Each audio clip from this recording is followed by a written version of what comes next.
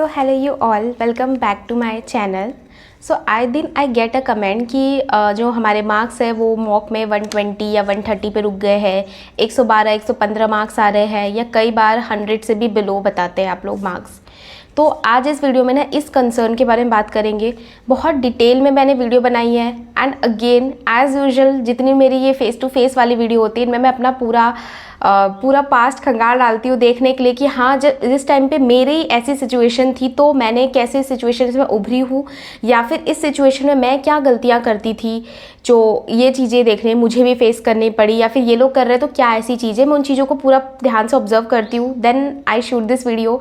इसके बाद अगर मैं बात करूँ तो सबसे पहले तो मैं बात करूँगी कि क्यों है एंड देन उसके बाद नेक्स्ट पार्ट में मैं 2 पार्ट इसके बनाऊँगी क्योंकि वीडियो बहुत लंबी होने वाली, बहुत सारी बातें लेकर आऊँगी लेकिन इतनी आपकी रिलेटेबल बातें होने वाली है ना कि बस ठीक है इतना बोलूँगी मैं कि रिलेटेबल लगेगा आपको बहुत ज़्यादा, क्योंकि मुझे ऐसा भी करते वक्त ना मेरे को अपना पूरा सब कुछ याद आ रहा था।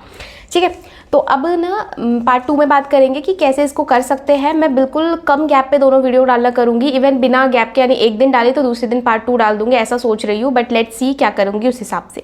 ठीक है, तो अभी सबसे पहले क्या बात करते हैं कि जब भी मेरे को ऐसा कमेंट आता है या फिर टेलीग्राम पे मैसेज आता है, मेरा जो पहला क्वेश्चन होता है उनसे वो ये कि आपका सिलेबस कंप्लीट है। अब 2 तरीके से आंसर आता है। मैंने बहुत सारे लोग बोलते हैं कि हमारा सिलेबस अभी कंप्लीट नहीं है और बहुत सारे लोग बोलते हैं कि हाँ कंप्लीट है, कुछ एक टॉपिक या कॉन्सेप्ट अभी भी रह रहे हैं, मतलब ये कहते हैं 70 to 80% कंप्लीट है। तो जिनका आंसर नो है ना उनके लिए मैं क्लियर बोल देती हूँ कि इफ़ यू आर थिंकिंग कि 2025 आपके लिए है, थोड़ा डायरेक्ट लगेगा आंसर बट येस आपके लिए 2025 नहीं है, क्योंकि अभी इतना कंपटीशन है। लोग 1 साल 2 साल बहुत एक्स्ट्रा ऑर्डिनरी लोग हैं लेकिन उनको भी 6 से 8 महीने लगते हैं। तो क्या जो आपने सिलेबस 1-1.5 साल में कंप्लीट नहीं कर पाए क्या वो 2 महीने में कर सकते हैं? एक बार खुद से क्वेश्चन पूछना। ठीक है, मैं उनको यहाँ पे ये कंसर्न इसलिए उठा रही हूँ क्योंकि ये गलती मैं कर चुकी हूँ। अब 2 महीने बाद एग्ज़ाम है, 2 महीने में हमें पता है सिलेबस कंप्लीट नहीं हो सकता। हम सोचते हैं ना कि लक लग जाएगा, कुछ हो जाएगा, बट भूलो मत एसएससी एक एग्ज़ाम नहीं है, ये फेस 12 नहीं है कि लकीली आपके मार्क्स अच्छे खासे आ गए।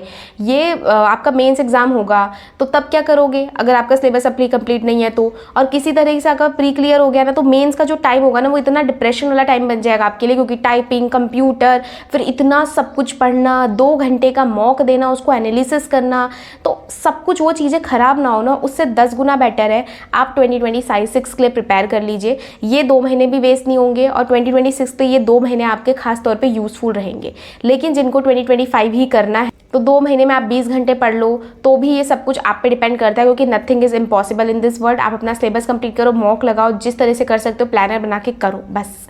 लेकिन मैं मेरी तरफ से पूछोगे तो मैं तो यही बोलूँगी, क्योंकि 2026 के लिए जब आप जाओगे ना तो ये 2025 भी आपसे क्रैक नहीं होगा एंड 2026 में भी आपका टाइम वेस्ट होगा, क्योंकि ये 2 महीने तो वेस्ट होंगे ही आपके। फिर आपका क्लियर हुआ तो फिर मेंस का टाइम भी वेस्ट होगा, और क्लियर नहीं हुआ तो आपका वो 1 महीना डिप्रेशन एंजाइटी में वेस्ट होगा कि मैंने तो भाई बहुत उम्मीद लगा ली थी, नहीं हुआ। एंड उसके बाद फिर आप 2026 के लिए प्रिपेयर करोगे जब तक आपके 3 से 4 महीने वेस्ट हो चुके होंगे। दोनों ही कैटेगरी के लोगों के लिए एक छोटा सा ये सजेशन है कि आप चाहे तो सिलेबस 2026 के लिए प्रिपेयर करने जा रहे हो 2025 के लिए, आपको प्रॉपरली PYQ पे ही फोकस करना है, इधर उधर भटकने में टाइम वेस्ट नहीं कर। अब मार्केट में बहुत सारी बुक्स अवेलेबल है PYQ की, जैसे कि दिशा पब्लिकेशन की ये प्रीवियस ईयर बुक की कंपाइलेशन है, जिसमें आपको 28 year wise SSC CGL Tier 1 के प्रीवियस ईयर पेपर मिलते हैं। 2010 से लेके 2024 तक के इंक्लूड है इसमें, 12 जो है वो 2024 के सेट होंगे। ये 6th एडिशन है इस बुक की। इस बुक का जो क्वेश्चन पेपर है एकदम ओरिजिनलिटी है। इसमें जो सोल्यूशन है चारों ही ऑप्शन आपको क्लियर किए गए हैं for the best understanding. Maths में आपको एग्जाम अप्रोच बताया गया है। As you can see in the content सारे ही क्वेश्चन पेपर दिए गए हैं जो इंपॉर्टेंट है एग्जाम Tier 1 के लिए। और अगर अभी आप सिलेबस कंप्लीट करने के लिए कुछ गाइड चाहते हैं देन इनकी दोनों गाइड भी अवेलेबल है।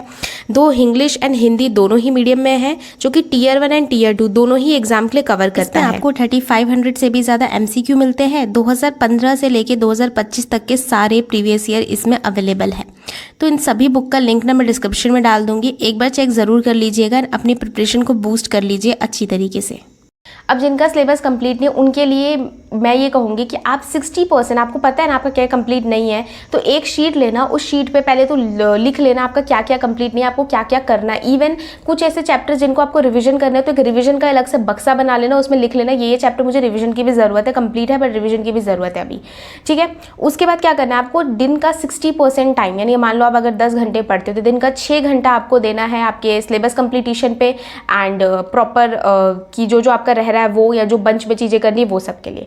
बाकी जो 4 घंटे बचते हैं उसमें आप प्री का मॉक लगा सकते हो, आप सेक्शनल मॉक लगाओ, आप रिवीजन पे फोकस करो। तो या तो 50-50 भी कर सकते हो आप अपने अकॉर्डिंग, आपका जिस हिसाब से चीज़ें रह रही है, टॉपिक रह रहा है उस हिसाब से। बहुत ही सारा सिलेबस रह रहा है तो मॉक ऑल्टरनेटिव डे पे लगाओ, क्योंकि कई लोग मुझे ये भी क्वेश्चन पूछते हैं कि मेरे अभी 130-140 मार्क्स आ रहे हैं, क्या मुझे मॉक लगाना चाहिए। अगर आप 2025 के लिए प्रिपेयर कर रहे हो तो मॉक अब नहीं तो कब लगाओगे, तो this is the time you have to anyhow mock attempt करना है, चाहे ऑल्टरनेटिव डे पे करो, 2-2 दिन के गैप पे कर लो, लेकिन उस बीच में रिवीजन होना चाहिए। ये नहीं कि आप टाइम पास कर रहे हो, ज़्यादा फिर उससे बेटर डेली मॉक दे दो, एक अलग ही लेवल का मोटिवेशन रहेगा जब कम मार्क्स देखने को मिलेंगे तब। अब जिनके भी मार्क्स 120 से 135, 140 तक आ रहे हैं, ठीक है, तो मैं उनसे कुछ क्वेश्चंस पूछने जा रही हूँ। ये क्वेश्चंस का आंसर आप खुद में अपने आप को देना, और आंसर भी खुद के लिए आपके लिए। मैं सबसे पहला क्वेश्चन जो आपसे पूछ रही हूँ, क्या आप मॉक देने के बाद मॉक एनालिसिस करते हैं? आंसर करो येस या नो। बहुत सीरियस हो गए ना तो कमेंट में आंसर करके जाओगे तुम लोग। दूसरा क्वेश्चन, चलो तुमने मॉक एनालिसिस कर लिया, क्या तुम वो टॉपिक जो भी टॉपिक तुम्हारा उसमें अनअटेम्प्ट रह गया, या फिर जो भी टॉपिक तुमसे गलती हो गई, या फिर कॉन्सेप्ट क्लियर नहीं है जिन टॉपिक्स के तुमको मॉक देते समय लगा, क्या तुमने उस टॉपिक्स को अलग से एक पेज पे लिख के रखा, उनको बाद में तुमने रिवीजन करा, उसके बाद ही दूसरा मॉक दिया, या उन चीज़ों को बस लिख के रख लिया, या फिर लिखा भी नहीं और अब दूसरा मॉक देने चलेगा और फिर रोना गा रहे हो कि मेरे मार्क्स नहीं आ रहे, मेरे मार्क्स नहीं आ रहे? क्या ये सब हो रहा है? तीसरा मोस्ट इंपॉर्टेंट क्वेश्चन है कि आपने क्या वेटेज के अकॉर्डिंग सिलेबस कंप्लीट करा है, या मन के अकॉर्डिंग कर रखा है कि मेरे को ये चीज़ें पसंद है तो पहले मैं ये कर लेता हूँ? क्या आपने वोकैबलरी अच्छे से पढ़ रखी है? अगर आपके इंग्लिश में मार्क्स नहीं आ रहे तो क्या आपके वोकैबलरी कंप्लीट है? आपने कितनी बार वोकैबलरी को पढ़ा है? मतलब मैं देखो बाकियों का एग्जांपल नहीं लूँगी, मेरा वोकैबलरी के साथ 36 का आंकड़ा है। बहुत लोगों को शायद जल्दी से याद हो जाता है, लेकिन मेरे हिसाब से मैक्सिमम लोगों का प्रॉब्लम वोकैबलरी है तो है, क्योंकि उसमें कोई लॉजिक नहीं। अगर ड्रिंक का मतलब पीना, पानी पीना है तो पानी पीना है ही, उसमें मैं कुछ लॉजिक नहीं लगा सकती।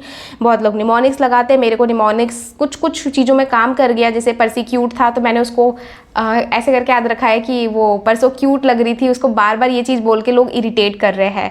तो कुछ में चीज़ें लग जाती है एंड कुछ चीज़ें में नहीं लग पाती, मुझे कुछ चीज़ों की याद भी नहीं रहती। इससे बेटर मुझे ऐसा लगता है कि मैं डायरेक्ट याद कर लूँ।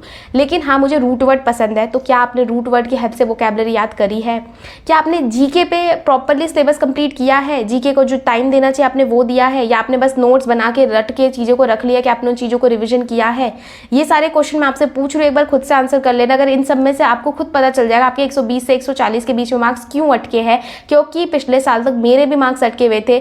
मेंस की प्रिपरेशन के बाद मेरा मार्क्स में थोड़ा सा बूस्ट हुआ है, जिसको लेके मैं ओवर कॉन्फिडेंट नहीं हो रही हूँ, बट येस मार्क्स आ रहे हैं। तो आई थिंक येस, अगर मैंने कुछ चीज़ लाइफ में गलतियाँ करी तो सामने वाला भी अगर वही गलती करेगा तो क्या मतलब मेरा यहाँ पे बोलने का और आपका मेरे पे सुनने का। तो अगर आप लोग यहाँ पे आए हैं ना तो मेरी सारी बातें सुनिएगा, क्योंकि मुझे ऐसा लगता है गलतियाँ मैंने कर दी और ये आप मत दोहराइएगा। और अगर कर रहे थे तो इसको 2 महीने में जैसे जैसे ठीक कर लो। एक डेडलाइन बना दो कि 20 जून से पहले मुझे ये चीज़ तो कंप्लीट करनी है, एनी हाउ, मतलब एनी हाउ, वो वाला जज्बा होना चाहिए। लोग कह देते हैं, ठीक है, एक तो ये भी मैं नहीं कह रही कि 16-16, 20-20 घंटे पढ़ लो, बट आई थिंक अभी के टाइम पे आप आराम से, अगर आपके पास कोई काम धंधा नहीं, आप 13 से 15 घंटे निकाल सकते हो पढ़ाई के लिए।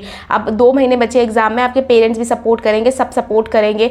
प्रॉब्लम सिर्फ हम में है, हम लोग सोचते हैं कि नहीं थोड़ा सा एंटरटेनमेंट के लिए टाइम निकाले, थोड़ा सा उसके लिए निकाल ले। मैंने अपनी इस मिस्टेक वाली वीडियो में बता चुकी हूँ कि मैं तो ऐसी ही हूँ। मैक्सिमम लोगों ने इस चीज़ पर रिलेट भी करा था कि 10 घंटे उनको पढ़ना है तो रेगुलर उनको पढ़ना है, मतलब अगर बीच में ब्रेक हो गया तो फिर ब्रेक लंबा चौड़ा हो जाता है। तो आप इकट्ठा बैठ के पढ़ो ना, 5-6 घंटे इकट्ठा बैठ के पढ़ो, फिर थोड़ा सा ब्रेक ले लो, फिर 5-6 घंटे इकट्ठा बैठ के पढ़ो। 2 ही स्लॉट में आपने 13 घंटे कंप्लीट कर लिए। तो आई थिंक बोलना मुझे लग रहा है ईजी लग रहा होगा, आपको टाइम लगेगा, बट ये वो टाइम है, अगर सिलेबस कंप्लीट नहीं तो ये चीज़ तो फॉलो करनी पड़ेगी हम लोगों को, ठीक है। लास्ट क्वेश्चन है, क्या आपने पीवाईक्यू को प्रैक्टिस किया है? ये गलती मैं मैथ्स में मैक्सिमम टाइम, इंग्लिश का तो देखो ऐसा था, इंग्लिश का मैं प्रैक्टिस करी थी मैंने प्रीवियस ईयर से, क्योंकि मेरे पास बुक थी तो मैंने प्रीवियस ईयर प्रैक्टिस कर लिया था।